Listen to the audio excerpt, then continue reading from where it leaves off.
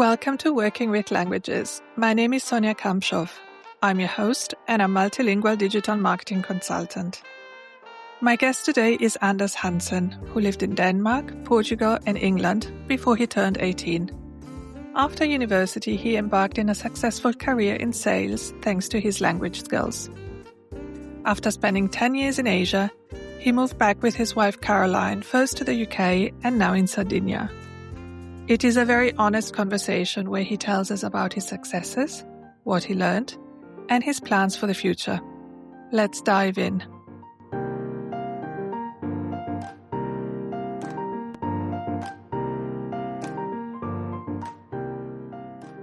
Today's guest on Working with Languages is Anders Hansen.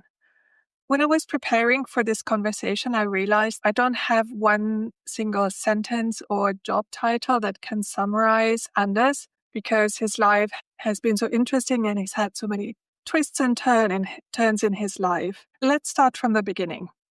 So, Anders, can you tell us your favorite word or sentence in a language that you speak? Yeah. Hi, Sonja, and thank you for inviting me. It's great to be here. And I thought a bit about this great question of yours, and I love languages. The one I landed on was the Italian expression, ci mancherebbe altro. Yeah, why I've chosen this one is because one of the things I've learned since moving to Italy, Sardinia, is how polite people are, how courteous people are, which is something I really appreciate. For example, they always say buongiorno, buon pomeriggio, buonasera, which I do so much. Caroline, my wife, gets embarrassed about it. So ci mancherebbe altro is a way to respond when people say thank you. And they have many ways of responding when people say thank you, rather than just saying you're welcome. So that's one reason I chose this. Also because it just sounds nice. But the second reason I chose it is because it's impossible to translate. There is no English version of this. But the only language that has something very, very similar is Danish, where the version is det manglede bare, and where mangler is the Danish version of mankare, which is something that's missing. So I thought that was fun. While the literal meaning of this short sentence is something else would be missing, the actual meaning is you're welcome, or of course, anytime. So tell us about yourself. You're from Denmark, aren't you? I appreciate your introduction. It's very flattering. However, it is also true that my life is a bit crazy. I've been very lucky. Some of that luck I've made myself, but I was born in Denmark 51 years ago. But when I was 9 years old in 83, my family moved to the south of Portugal, the Algarve, where I went to an international school. So from the age of 9, this international school were teaching German and French. And my parents moved us into a complete Portuguese countryside, where I was lucky that we had Portuguese neighbors. So my parents tell me that within 3 months, I was fluent because I was just playing with these other boys in the area. And that's the way to learn a language. Young and full immersion. Yeah. Yeah. So you spent the rest of your childhood and teenage years in Portugal then? No, because the international school only went to the age of 16, and there were no other opportunities for further study in the Algarve at that time. So someone recommended an English boarding school. So I went and did my English A-levels and AS levels in the south of England near Eastbourne, also in the middle of the countryside, which is where I'm very comfortable. And I spent 2 really wonderful years there, where one of the major subjects I chose was French, and I just loved it.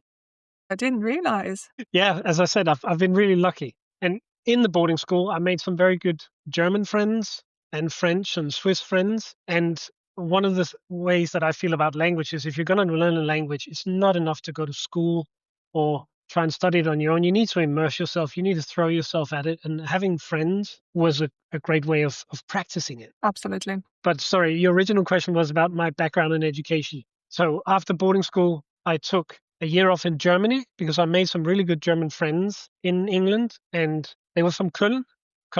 And I thought, I knew by then that Germany was a serious place, and I was keen to improve my German. And I thought maybe I'll go to university there. I can see by the look on your face, you didn't know this either, did you? No. But I lived in.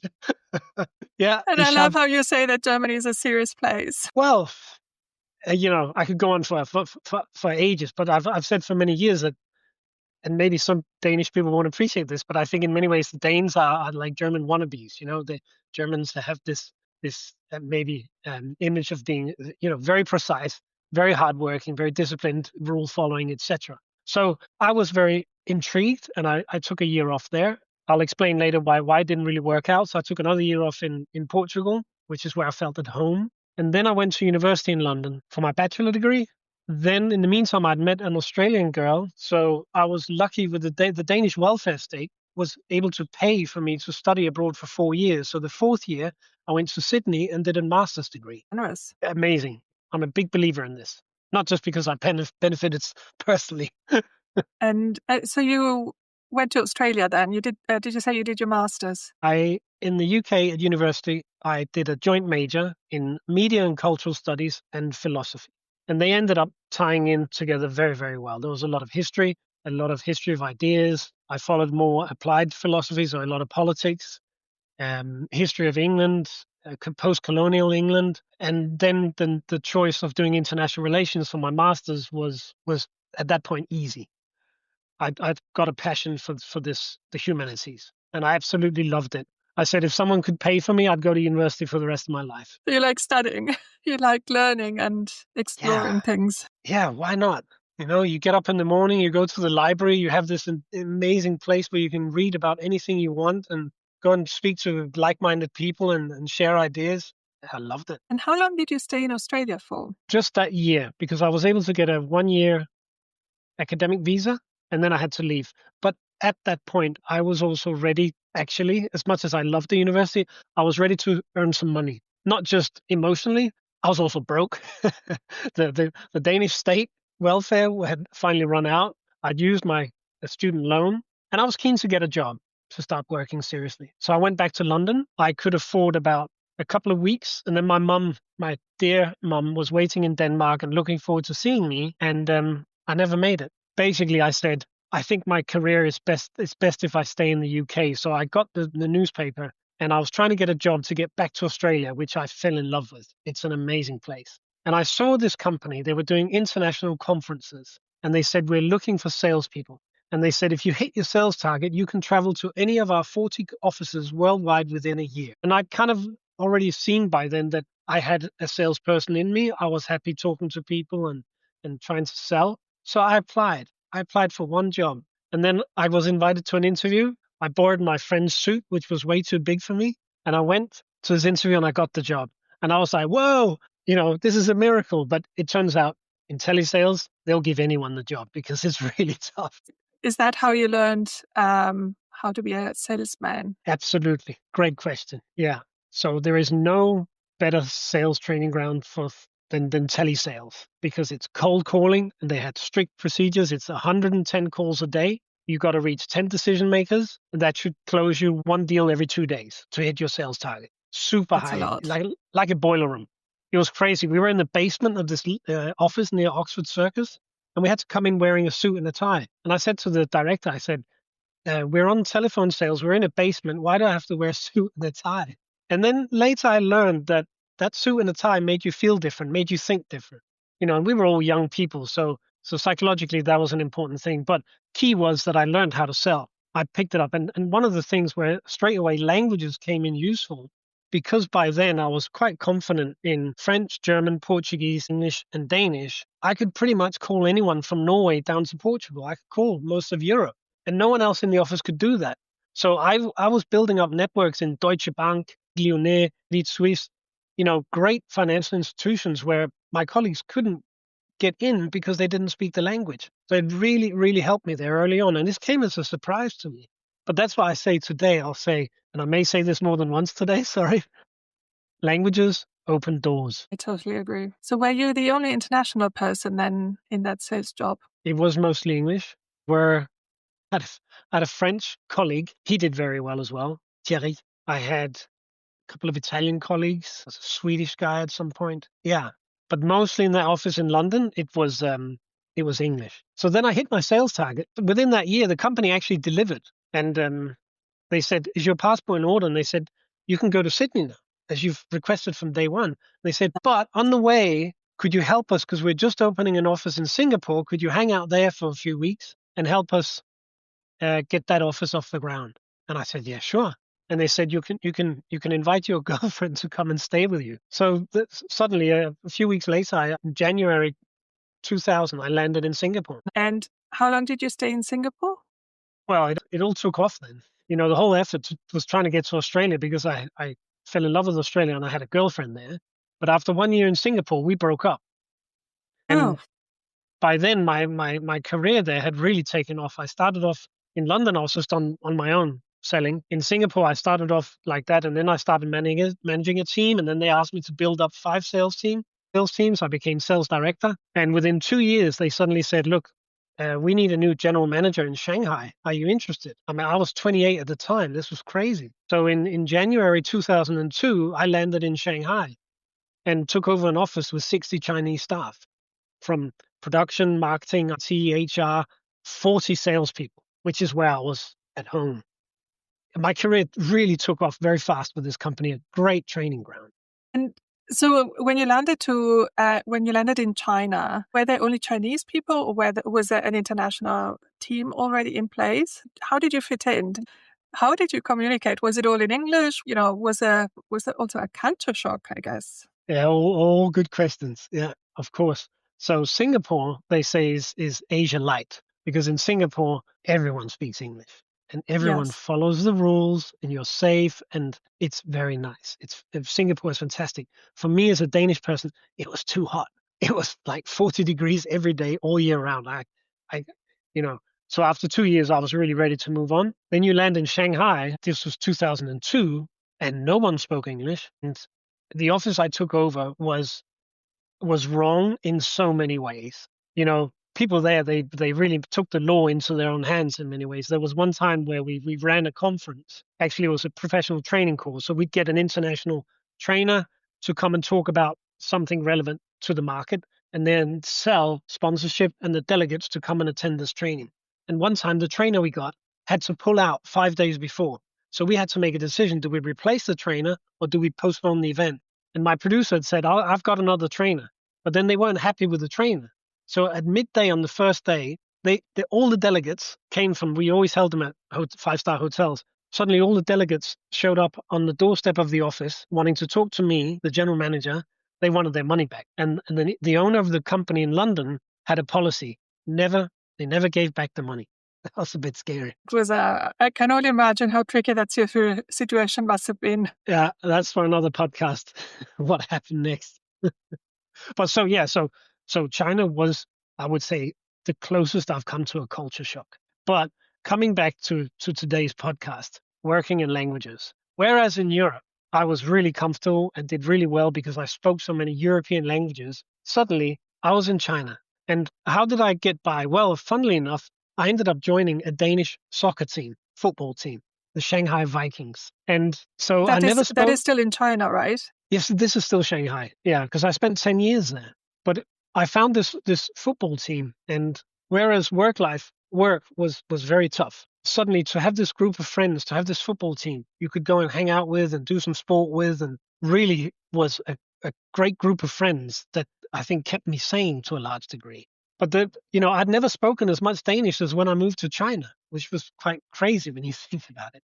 And the mistake I made was not dedicating myself to learning Mandarin. I didn't learn the language. The staff in the office had to speak English. So that was a negative. That was a disadvantage for the business that I could only hire English speakers. Otherwise, I couldn't talk to them. And after a few years in China, so then I tried to do my own business in China, helping French and Danish companies export. So I had a French partner who would source the products, and then I would travel to Denmark and France to try and sell our services, helping people export from China. I pulled out of that after 2 years, and then I was approached by Danish companies who wanted their own person in China to look after their business interest in China. So I ended up managing a business that was selling fashion jewelry. I worked for them for almost 5 years now. Had you asked me beforehand, would I have chosen to go into fashion jewelry? Look at me. No, would be the answer. However, when I met the founders of this company, they were just the most incredible people. They were absolute artists and creative people that had built this company from scratch. And I learned so much about design, and their passion was just infectious. So I really, really enjoyed working for them and trying to make that business take off in China. Then I was approached by another company, but trying to manage a business in China when you don't speak the language, was silly. it wasn't right. I didn't feel good. And I sat in Shanghai looking back at Europe.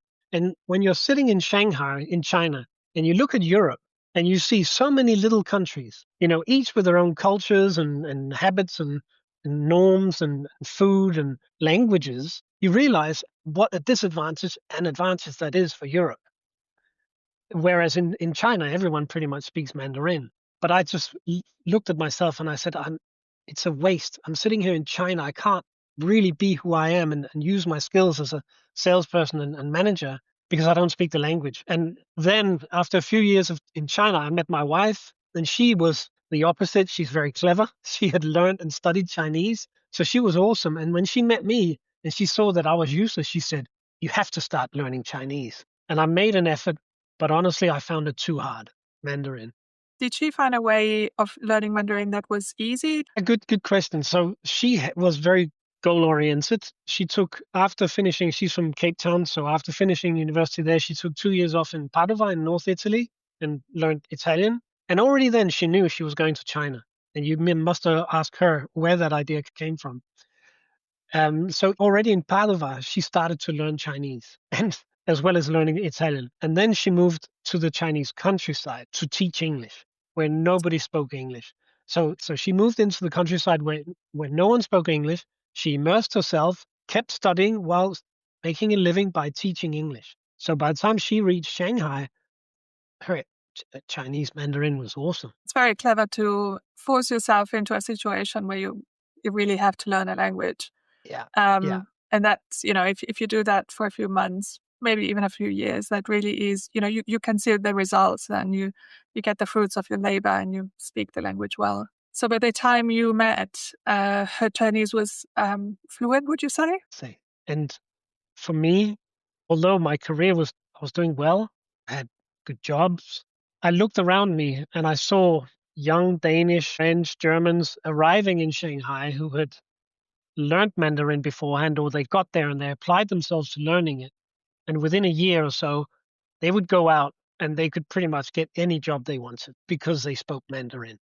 And I felt so useless. I felt like I felt disrespectful because I saw my friends and having friendships with Chinese people that I couldn't have because I hadn't learned the language. And I just felt this is a lack of respect. I'm in their country. I'm a guest. And I haven't even made the effort to learn their language. So that's when I had to make the decision that I had to leave China because I realized that I wasn't going to learn Mandarin. And it's actually very honest of you to acknowledge that you made a mistake, that you were a guest in that country, and in hindsight, that you should have learned the language. That took some time. Okay. Before that, I mean, like most places, there were massive groups of expats, A lot of my Danish friends, they just hung out with each other and they never learned Chinese either. So, and you see this all over the world. I saw this in Portugal. I see this here in Italy.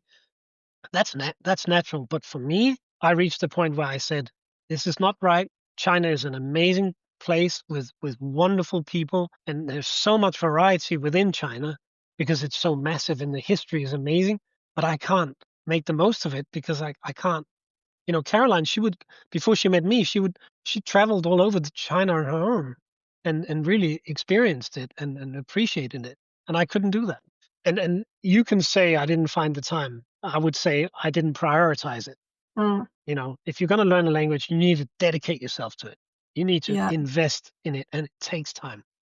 So after China in 2012, we decided to move to London. And we'll talk about that in a minute. After that, we decided to move to Italy. And at that point, I knew from my China experience that I'm not going to make the mistake again. So already early on, I started learning Italian. I started studying Italian. So tell us about your time in London. Right. So another thing that hit me as I reached Shanghai after a few years in Shanghai was like, how did I end up in Shanghai? I was trying to go to Australia, But as I said, I do know that I've been very lucky. But when we decided to leave Shanghai, rather than changing country and career because of a job offer, this was our own decision. This was our own initiative. And I realized I had to quit the job I was doing there and move to England and start a new job, a new career. So it was a blank slate. It was a new page. I spent a lot of months actually considering and thinking about and talking to people and researching what should I do. I realized I knew by then I was approaching 40 years of age. So I realized by then that what were my strengths were communication, sales, and management. And then I decided, from other reasons, many reasons, to go into software sales. So I arrived in London October 2012, and I started contacting headhunters, started applying directly to jobs, and everyone I spoke to told me, you haven't lived in the UK since 1999, right? That's 13 years earlier. And yes, you've got a good sales experience and management experience, but you don't have any experience with software. So this is going to be tough. So you were set in finding a job in software sales. Why software? Because I used a lot of software. I enjoyed software. I could see how software more and more was coming into work. Look, I'm so old. When I started doing sales, I was sending faxes with my information, right?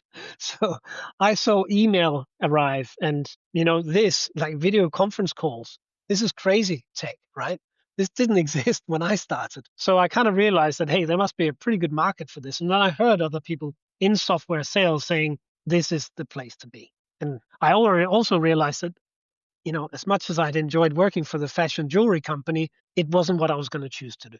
So yeah, it was very deliberate and very serious to go after software sales. That was very difficult, right? They said to me, you don't have experience in software sales, but I kept at it, and that was October.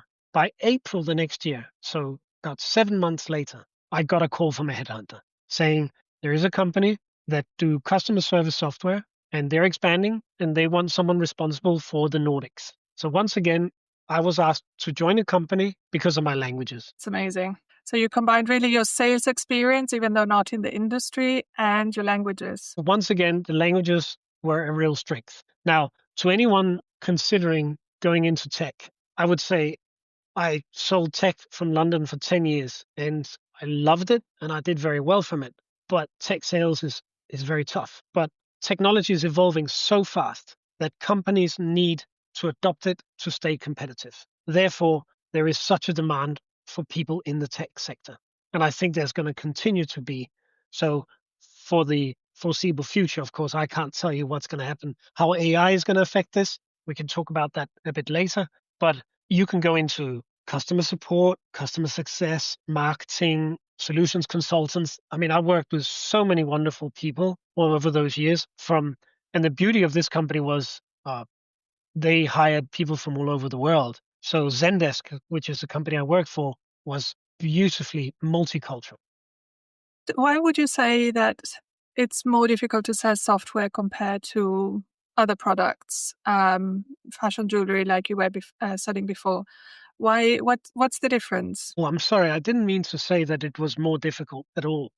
Um, but if we go back to another part of your question, the difference between fashion jewelry and software or conferences is that one is a physical object, a piece of jewelry. The other is software. So with a software sale and like a conference, when you're selling it, you've got to paint a picture in the mind of the person listening about what is this service going to bring you? What's the value that this is going to bring you in the future? Whereas when you're selling a bicycle or a table or chairs or a necklace, it's a physical object where it's a very different conversation. So you sell it also to an individual person, and probably the price point is different as well. So as opposed to the software where there's many more stakeholders, decision makers. It's probably more of a long-term decision for the company whether to adopt it or not, and probably it's more expensive too. Yeah, that's another key difference. So with the fashion jewelry in Shanghai, I was selling both wholesale to other retailers and distributors, but I Mhm. also, in order to get close to the business, we opened up 3 retail shops ourselves in Shanghai and Suzhou, right next to Shanghai. So I was selling to private individuals, but I was also selling to business. And the software sales and the conference sales in Shanghai was all B2B, so it's business to business. And then yes, this is very different from selling B2C to selling to a private individual. And yes, as you say, when you're selling B2B, there can be many stakeholders, depending on what kind of company you're talking to and what is the price point of what you're selling. Sure. So in the end, you worked for 10 years for this technology company. And how would you say your experience was? In technology, 10 years is quite a long time. Did you see any changes while you were there, and any expansion? What can you tell us? When I joined the company, there was about 250 staff. A year after I joined, they IPO'd in New York. Gosh, yeah, that's a big change. 8 years later, we were about 4,000 staff globally when I left. And when I started, I got all of Scandinavia. So I had from Finland to Denmark. But within half a year, they hired an awesome Swedish lady who got Finland and Sweden. So then we divided it. And then as time went on, they kept adding people and dividing, carving up the territory. And that was absolutely the right thing to do. So you had to become more efficient, essentially, in a smaller geographical area to sell to. Yes. And that was also as the product evolved. In the beginning, the product was more adapt to smaller companies. But as the software grew more complex, it became interesting to larger companies. So then we also distinguished between the kind of company that we spoke to. And I was mostly focused on the small to medium-sized businesses. So I find it interesting. So Zendesk is a software for customer support. Did companies before Zendesk, did other companies offer the same kind of software, or how did company provide customer support? This is another podcast, Sonia. Ah, Well, funnily enough, as I was battling with the tech of getting into Riverside, at one point I was offered to go to the help page. And I can see that. Just for the listener, Riverside is the software that you use to record this podcast. And it's a very good piece of software. And they are Zendesk client, I can see, because there are little telltales that I can recognize.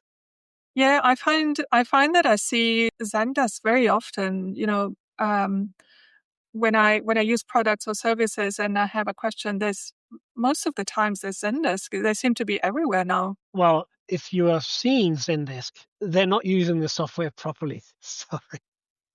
But this happened often because the whole point of Zendesk is you can totally customize it and brand it so that you don't see. It's meant to be your brand and your look. But the customer service is just, for example, how did it change? Back in the old days, if you needed customer service, you would send a fax or send a mail, snail mail, or call them, or walk to the office and knock on the door. How has software changed that? Software has changed that because you can chat with them, you can do a voice over IP call, you can go to their website and click on a button. There are so many different ways of getting in touch with a customer service person and getting 24-hour service, because the customer service teams can be located anywhere because they log into a computer and access the service in the cloud. That's a very short answer. Yeah. Okay, so going back to your time at Zendesk, I had the impression that you were very happy there and successful. So why did you leave? Tell us about that. So again, coming back to anyone thinking about going into tech and sales, as the company expands from 250 staff to 4,000 staff, there is an incredible change of management. And I had a lot of different managers. Can I just tell a little anecdote from my time in Köln? Because I went to Köln to try and learn German. And the first job I got was offloading trains with boxes on a platform at 6 a.m. for Kaufhof. I had to get up at 3:30 to get to Straßenbahn to get to this platform. And one day I came 1 minute late, and the director looked at me and said, "Hansen, hier fangen wir 6 Uhr an." Which means we start at 6 a.m. Not 6 Uhr. Punctual. And the guys I worked with did not speak Hochdeutsch, not the kind of Deutsch I wanted to learn. And this was, I got to Germany thinking I knew about life. Then I got a job in a cafe closer to where I stayed. The problem was there, the manager was Italian and the guy behind the bar was Portuguese. So I'd go to work and hang out with this Portuguese guy. He taught me everything about how to run a bar, how to make coffee. He was awesome, but I didn't really learn German. And then why I'm jumping back into this is because that owner of that cafe was a terrible manager. He was like a tyrant. And that was my first experience of poor management. And I just had to go because people leave because of because of bad managers, and people stay because of good managers. And in my time at Zendesk, I saw both. And in the end, I was in a position where I just didn't agree with the people managing me, and then you have to leave. Okay. And that coincided with your move to Sardinia. I took a year at one other Silicon Valley tech startup, and same thing. I went in, I had this amazing manager in Paris, and we got along like a house on fire. He trusted me, he let me do my thing. I built up a sales team for Germany and the Nordics. But then suddenly San Francisco decided to change the management structure completely. And people with little or no experience in Europe came in and started telling us how we should run the business. So again, there I had to say, I don't agree with this way of managing the business, so I have to leave, unfortunately. But then at that point already, Caroline and I had said it's time to move to Sardinia, and by then we had found this house, so I was kind of ready to go anyway. Why was it Sardinia? Was it? I think Caroline always wanted to move back to Italy, but why Sardinia in particular? Was it the beaches or something else?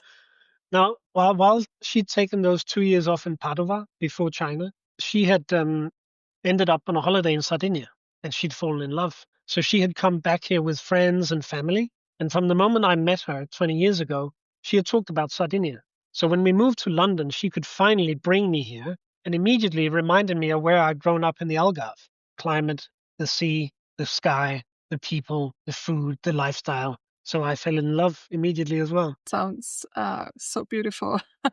I mean, I'm also, I remember very fondly all my holidays in Sardinia, and I can't wait to go back because it does feel in a way a bit like paradise. So yeah, I totally understand why you wanted to move there and live there. Tell us about this new chapter of your life. Sure.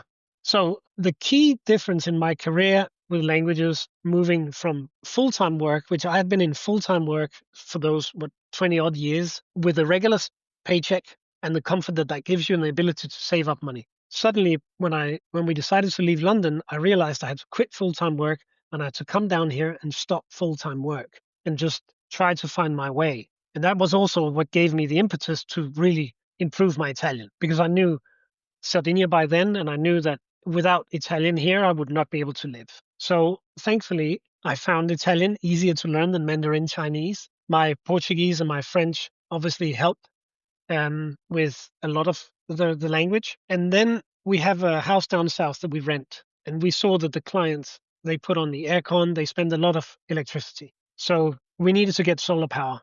So I did a lot of research and I talked to a few companies and we got solar power. And this one company that I spoke to, they said to me, "Hey, your Italian is quite good. What else do you speak? You speak French, German?" And they said, "We get so many calls from foreigners with houses in Sardinia. We can't talk to them, but they want solar power. Could you help us out? You have a background in sales." So this company, Vivi Solar, that I work for now, and it's part-time, it's freelance. They were very smart and they said, "Why don't we make an experiment? Every foreign lead we get, we'll send it to you and we can see if you close it. If you close it, you'll get some commission." So to me, that is the essence of sales. That's the old school sale. It's a luxury when the prospects are calling you, but I only get commission. I only get paid if I close a deal. So that's why I say it's old school. There is no base salary here.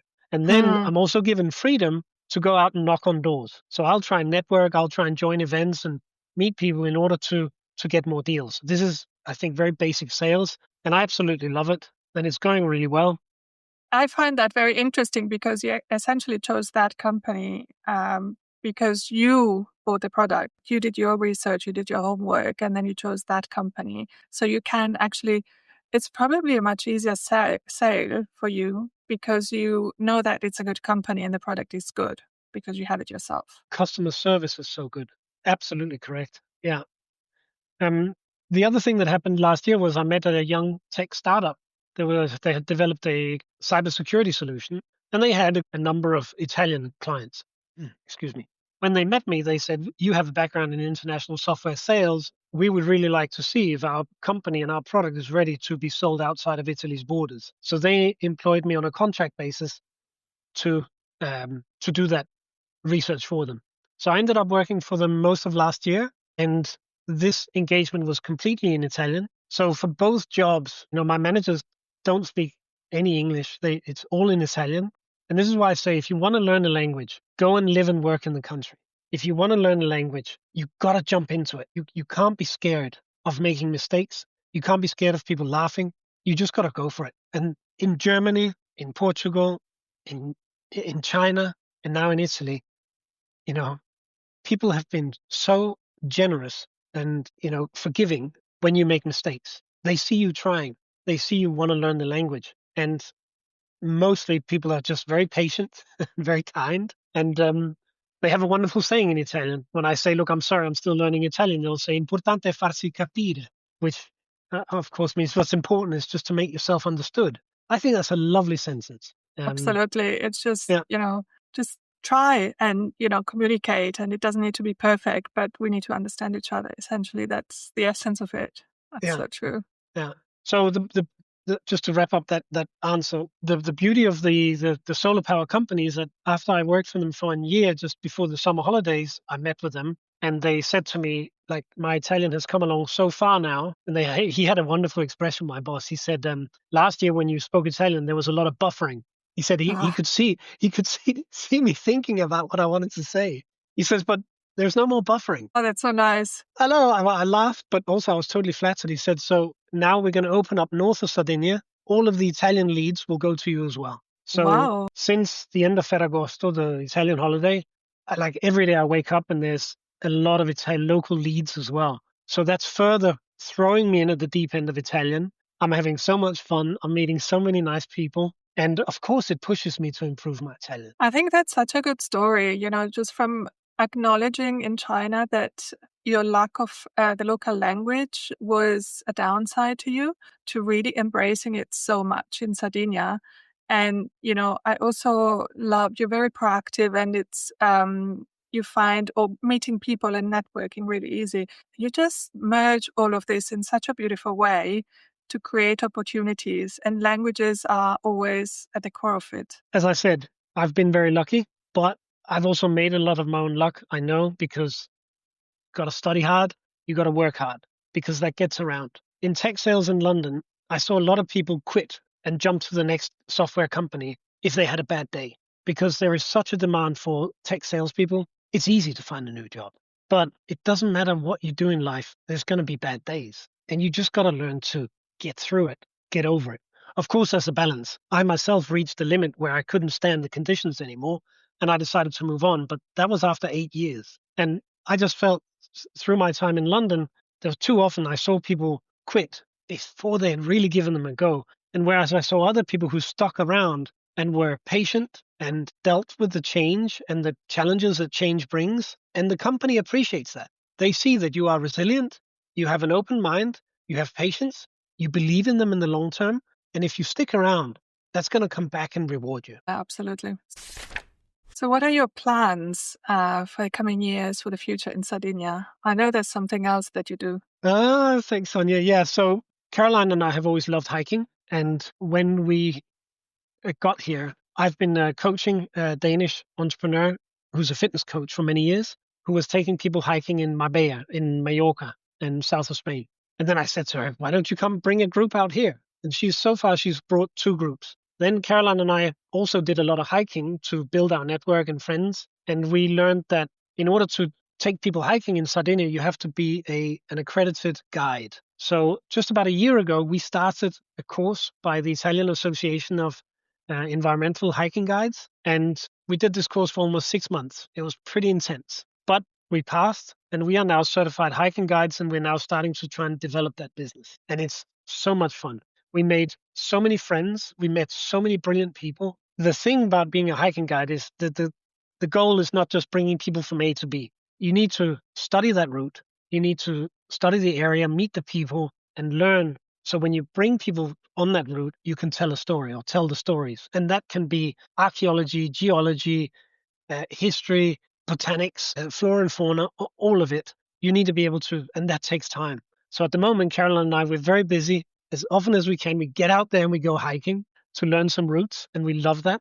The problem is that I have so many leads coming in, and I get so excited about selling the solar panels that it's a luxury problem. Oh, so this is amazing. So you, on one side, you sell solar panels, and on the other side, you take people hiking in Sardinia. And I understand it's not just a day trip you do; it's over a few days. So you combine talking to people and selling things to completely being outdoorsy. I don't think the package holiday is going anywhere soon. I think people like the idea of paying one price, going to the airport, getting on a plane, and they arrive and everything is taken care of.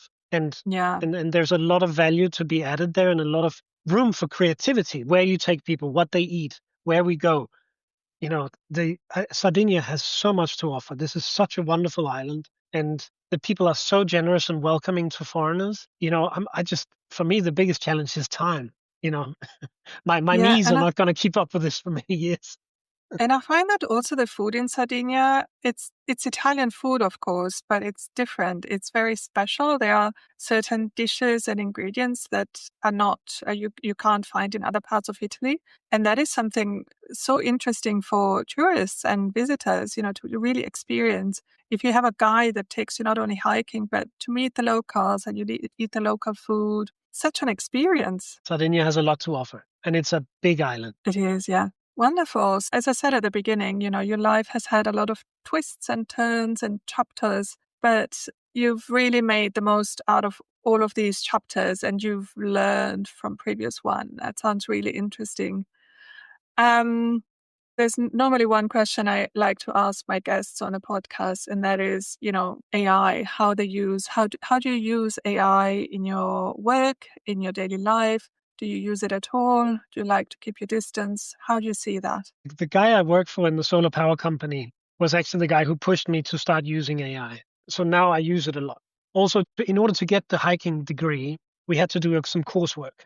And that coursework was to build a fictional hiking business. And I'm a big believer, I've coached a lot of startups. I'm a big believer in the business plan. Write a business plan in order to build your business. So I had a template of of a business plan, and I asked ChatGPT, could you just adjust this so it's a template for a hiking business? And of course, ChatGPT actually wrote the hiking business plan like in 3 seconds. And I was like, no, this is my entire coursework. That's not what I wanted. I couldn't even read it. I had to say, no, stop. I just need the template we were doing group work. And so that's how you learn about ChatGPT, the power of it. But what you also learn is that it makes a lot of mistakes. Sometimes it doesn't know what day it is. It still cannot spell Vivi Sola, even though I've spelled it so many times. And it does say in small print, check my answers. I make mistakes. And I would say, yeah.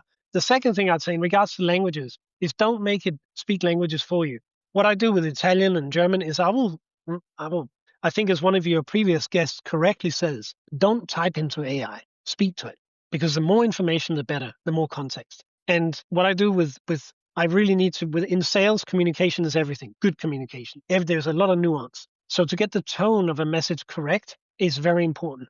So sometimes what I do is rather than in English say what I want to say and get it to translate it, say it in the language you want to speak. So say it in German or say it in Italian and get ChatGPT to help you fine tune it. So that's how I use AI. Great.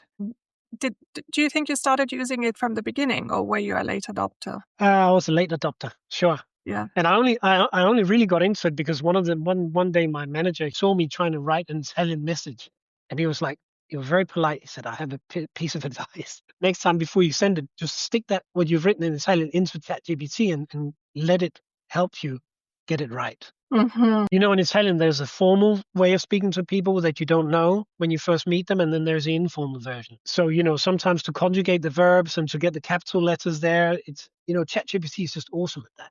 So there, I got its help. Yeah. Good. That's a good story. And then that is also helps you to learn. Absolutely. So this is already I wanted to ask you and cover, but is there anything else that you would like to tell us? Any anecdotes or anything else that, I put all the links in the show notes. Anything you would like to add now? Thanks for the question, Sonia. Something I'd like to share is I'm 51 now, and as I said, I've been very lucky in life so far. And for many years, my life took me where, people told me or gave me an opportunity. So I had little control over it until we left China when I was very deliberate. But I don't have a problem with that. And I would say to anyone, don't try to plan your life too much. Let life happen to you. Sometimes it's good to go with the flow. Just be in touch with yourself and follow your gut. Trust yourself. Beautifully positive message. Thank you very much for your time, Anders. It's been a pleasure, Sonia. Hope to see you in Sardinia soon. I welcome. Bye-bye. Take care.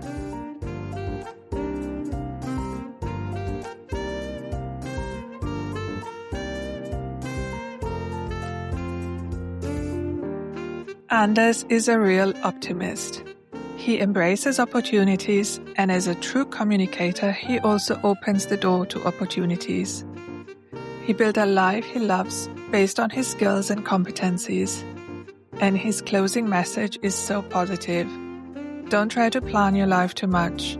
Be in touch with yourself and follow your gut. Trust yourself. If you would like to connect with him, you can find all the links in the show notes. And please do share this episode with someone you think may enjoy it too.